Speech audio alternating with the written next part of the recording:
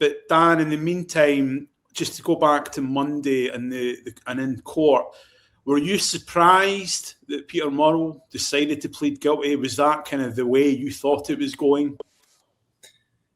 I did think he was going to plead guilty, mainly because the investigation had gone on so long, and as you point out, the Sunday Mail had already kind of been there from the start, reporting so many details, and obviously there are so many strange details in this story. It was such an elaborate, long-running fraud, quite niche in a lot of ways when you look at some of the bizarre things he was buying with money that was not his own.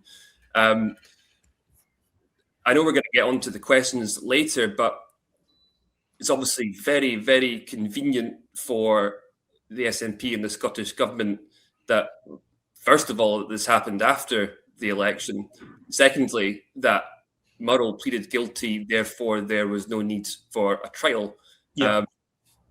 It obviously, without inferring anything, it does all seem a little bit convenient. It all seems like if you were going to try to do your best to stitch this up so that the details were forever going to be brushed under the carpet, this is probably how you'd go about it.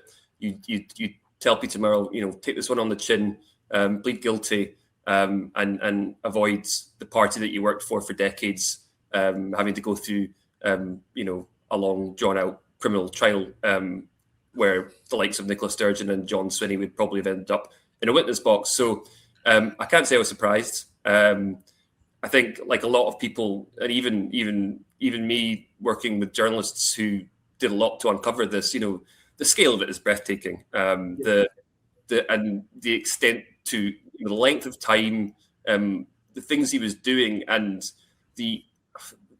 I think the unreal levels of lying and gaslighting and obfuscation that were going on for years going back. And this wasn't just Peter Murrell. I think we were talking about how branch form started in July 2021, when the Sunday Mail first reported that that there was a preliminary investigation going on in April 2021.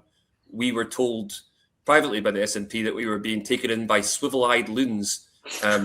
This is around the same time that, shortly before, actually, they were denying that they had lied about their membership numbers.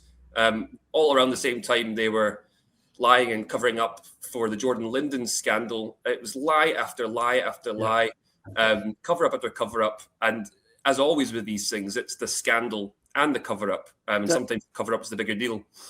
Dan, do you think, had the hearing gone ahead as scheduled on February 20th and Peter Murrell had pleaded guilty, what's the impact on the SNP vote at the election? I'm very interested in what might have happened. Who's to know? It'll be the great unknown that always hangs over that election now. But I think you were talking, Ben, about how this story does have genuine cut through, and we ply our trade writing stories about what's going on in politics and what's going on in the NHS and what's going on this and what's going on in that. But how many of them ever actually seriously cut through to the public on a deeper level? This story did. We talk about democracy being about having fully informed voters, and there's an argument for saying, well, they weren't necessarily fully informed about what their chief executive was up to until post the election. And you do wonder, are there any voters today having buyer's remorse? Maybe it wouldn't have changed anything. Maybe the SNP still would have won. Maybe they would have won by a less comfortable margin. We don't know. But the point is that obviously this could have all come out before the election, and for whatever reason it didn't. And you can understand why the likes of Jackie Baillie are talking about that. I mean, I think you're absolutely right, Dan. It's always going to be the big unanswered question. My own hot take would be, one thing it definitely would have been to suppress the turnout even greater, I think. Now, this was an election where basically half the electorate didn't bother voting. Turnout at Holyrood elections has historically always kind of bumped along from about 50 to 60%. So substantially lower than Westminster elections, all kinds of reasons for that. But I think one of the issues this time around in the campaign in general was greater dissatisfaction with the performance of Holyrood.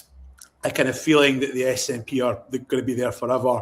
Doesn't matter what you do at the polling stations. And I think that sort of disillusionment would have only been greater if what we now know had come out.